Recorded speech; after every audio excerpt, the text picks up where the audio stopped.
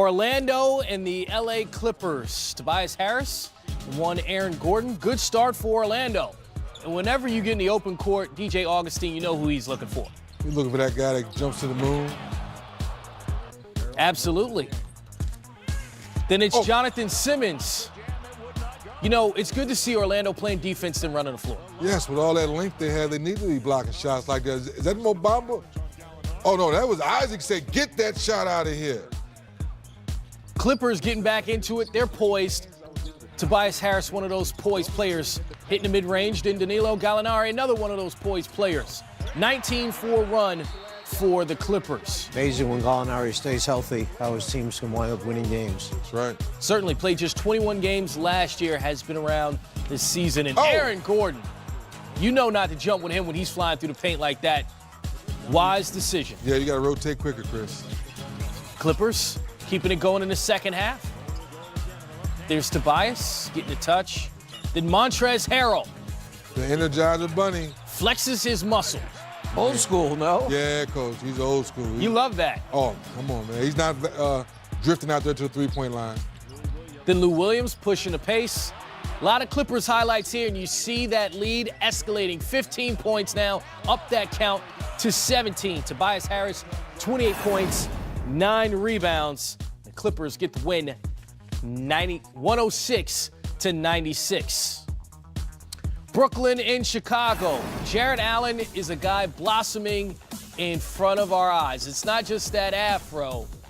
It's the offense and the defense. Well, there's the O. We call it Afro power.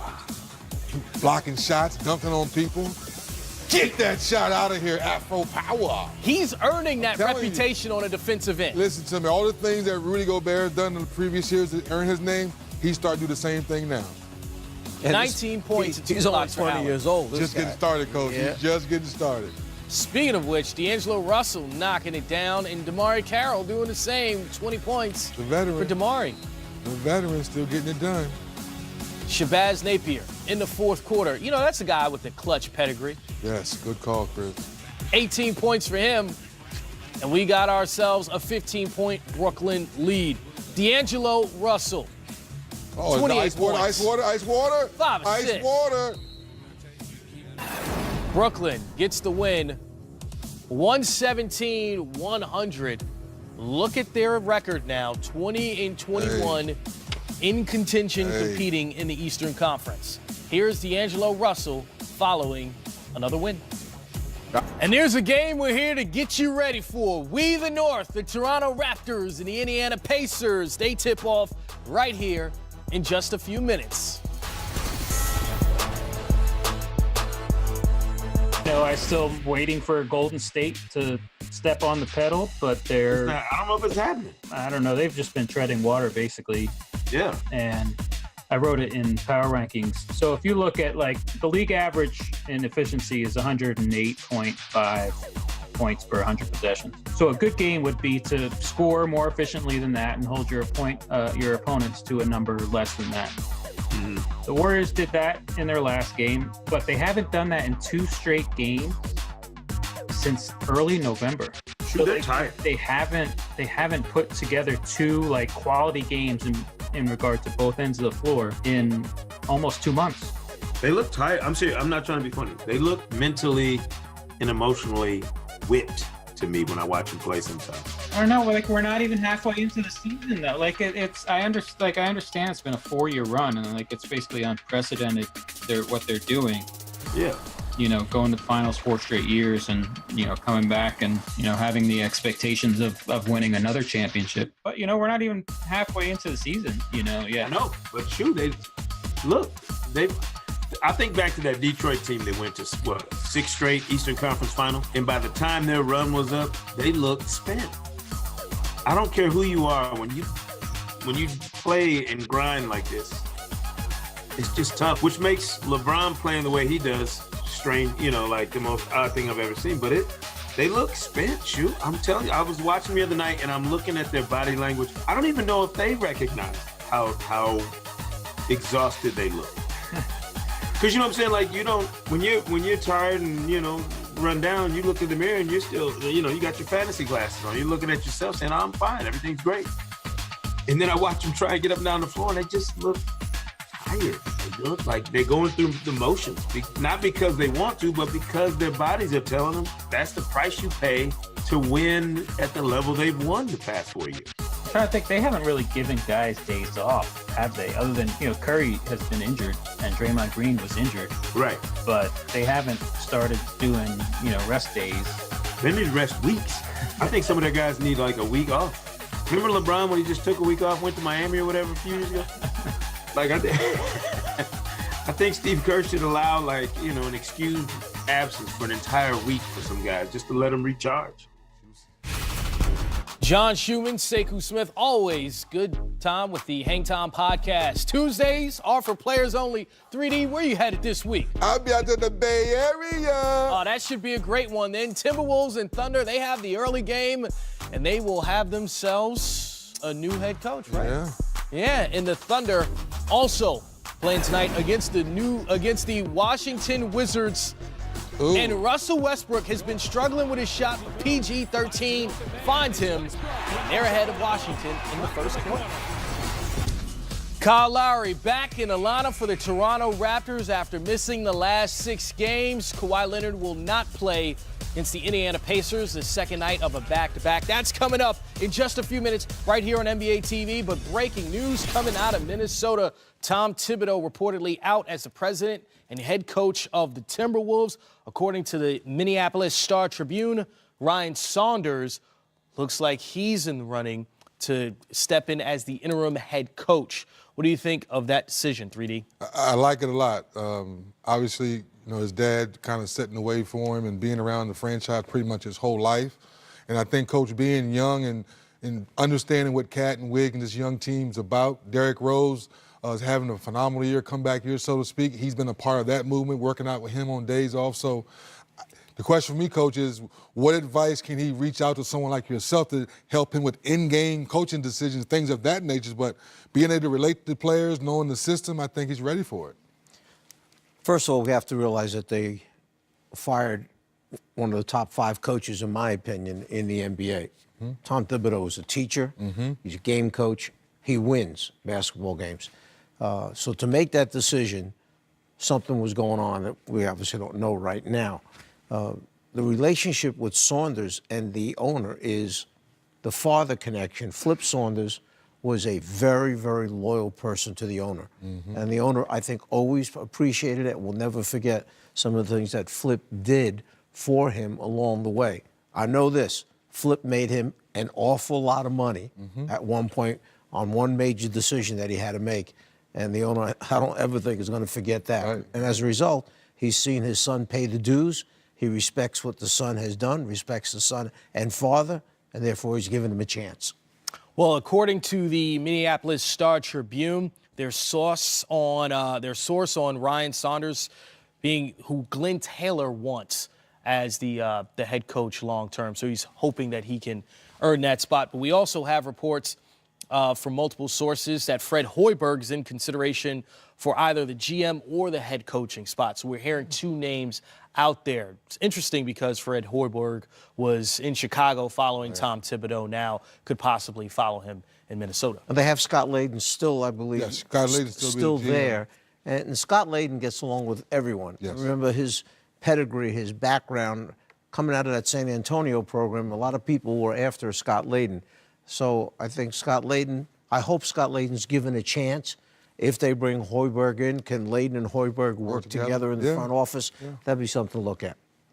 Certainly a situation that is just now developing in Minnesota. But as we see this, you see Tom Thibodeau, like you say, a great coach in the league. Why make this move now, at this point in the season? Well, obviously, we don't know exactly what's going on behind closed doors. But to Coach's point earlier, the way our league is going, Cat has a direct line to the ownership. We know Wiggs just signed his new contract. Most of us around the NBA were saying to ourselves, what's taking this team so long to be further along when you look at Denver and other young teams who are winning and playing top-notch basketball? Lately, they're 5-3, they're playing good. Cat's playing out of his mind. Maybe they wanted to pull the trigger now, Coach, to get ready for maybe some more trades possibly before February. Certainly an interesting situation that we will keep you updated on as the night progresses. Just finding out about the story in the last couple of minutes. The Raptors and the Pacers going to play right here on NBA TV in the next couple of minutes. Victor Oladipo looking to lead Indiana to their 7th straight win. Popular players in the world hadn't been matched in years. In this episode of Storytime with Shaq, Bro Parrish talks to Diesel about that game and his relationship with Yao throughout their careers.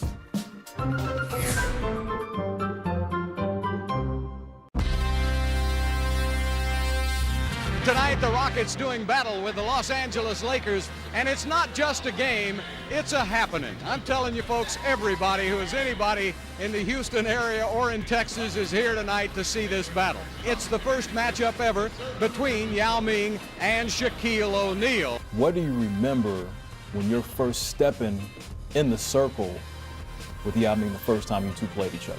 Knew nothing about him. Knew he was 7'5", 7'8", so you know, we got to Houston and yeah, I'm like, okay, they trying to do like Rocky IV, Apollo Creed, all this and that. They want to give him the fanfare. So I said, okay. So, I wanted to give him a little finesse. I wanted to show him I was smooth. So I get on the post and I go right there. He blocks it. Crowd go crazy. Well, you got that one. You 7'8", you're supposed to block it. Get another move. He blocks it. Third time he blocks it. Now I'm mad. Now I got to go in the playoff mode. Now I got to turn the power, turn it all the way up. It's the first time I got my shot blocked 3 times in a row. But what gave me the super confidence is, hey, you done killed Patrick Ewing. You done killed David Robinson. You neck and neck with your favorite player, Hakeem Olajuwon. He's a young kid. Turn it up. Go into that mode. But it was definitely a fun battle between me and him. Definitely respect him. Definitely respect his culture. I go to China 5-6 times a year. Whenever I'm in Shanghai, we always have tea. We always have great conversation. I just wish that he didn't have those injuries that he had. I would have loved to have more battles with him. He's probably the only guy that really tested me. And he tested me because he was 7'8", and he was hard to move. He couldn't stop me, but guess what? I couldn't stop him either. I put him in the category of a king. Like, hey, King, you can't stop me, but I know I can't stop that fadeaway. And he was the only guy that would catch it in the post and look at me. He just looked like, y'all just look at me, and then I'd come and try to block, and he just shoot right over me. Whoop. I'd be like, damn. But the funny thing, the first couple times, I'm China, language barrier, I never knew he spoke English. So one day I hit him with a nice bing, bing on the baseline. Ha ha! Shot the boom. He's like, nice move, brother. And I was like, you talk English? He's like, yeah, I talk English. I was like, why you didn't tell me? He said, Shaq, you never talked to me. I was like, man. So after that moment, like, we, really became close. Shaq, every game we played remind me of the old saying that what doesn't kill you make you stronger. Thank you for that. And I was honored to be on the same stage as him during Hall of Fame weekend. When you talk about the history of basketball, long after we're gone, hopefully this conversation will still be around when East meets West. Cool moment during that Hall of Fame ceremony. You actually got to put the jacket on. He was struggling. What happened exactly when he was trying to put on his jacket? Well, he's a big dude, and when you get really big and you get older, you start to get stiff like a tree. So I'm sure his shoulders are kind of banged up a little bit. So I said, let me help you out, brother. But he's the only dude that makes me feel small. They say he's 7'6", but he's like my favorite convenience store. He's 7-Eleven all day. He's 7-Eleven. Talk about his impact globally just on the game of basketball. He's done a lot for China. He's done a lot for the game of international basketball. And, I don't think there's anybody bigger or better that could have done the job. When I go to China, everybody mentions Yao Ming. It's like a god over there. It's incredible to see a guy half a foot taller than Shaq. Brendan, you played against Yao as well. What was it like? You're a 7-footer. The first time you step on a court with a guy half a foot taller than you when you're used to being half a foot taller than everybody else. It was incredibly different for me because I'm used to being taller than everybody else, or at least being eye level. And with Yao Ming, it was something different. He was so tall. He had a height advantage. And something that was weird to me was I literally could not see the ball coming up the court when I was behind him. So like guys would be like, why didn't you call it the screen? Like, I couldn't see you. I really couldn't see him. And so Yao presented a lot of challenges, especially trying to guard him. He had some very good moves. He had counters. He had spins. He had some step backs. Did I make that? Okay, I got a couple of highlights off on Yao, but for the most part, it was very hard for me to guard Yao Ming because he really didn't have to jump much, and he kept the ball high. If you really watch Yao in his highlights, he just has that ball and he's moving it here, and you respond to his fake so much because he keeps the ball high. He's incredibly tall. He was very skilled, and he had a lot of stuff in his game, and Jeff Van Gundy did an excellent job of what I would call using weak side duck-in, something that we don't use nowadays in the game of basketball, where they would run a screen and roll on this side of the court with Tracy McGrady. And I would have to respond and come off of Yao's body. And then he would just duck in that lane and get big and catch the ball. And there was nothing I could do a lot of times. Playing against Yao was very challenging. Griff, when you look at someone like Yao Ming, you think of his career, and it was a great career, but cut short due to injuries. How great could he have been if he would have stayed healthy? Yeah, and I think about how good that Houston Rockets team could have been. They had the 07 team, I think, won 22 games in a row with T-Mac and Yao. And both of those guys had really significant injuries. I think that year only one of them was able to play even 60 games. I think Yao played 66 maybe. T-Mac may have played like 55. But they weren't ever able to stay on the court together. But when they did, they were so truly elite. We were really robbed of seeing the best of that team as well. The other thing that really stands out to me is when the legend of Yao is being told by Shaq, Yao will have been 8'3". He started at 7'6", and he called him 7'11" by the end. That is pretty funny. I mean, I guess for Shaq, he's not used to looking up, so then he just adds inches to that, right? Well, that's a former Rocket great. The ascension up the MVP ladder for current Rocket. We'll tell you who's moving on up. I think you know who it is. That's up next.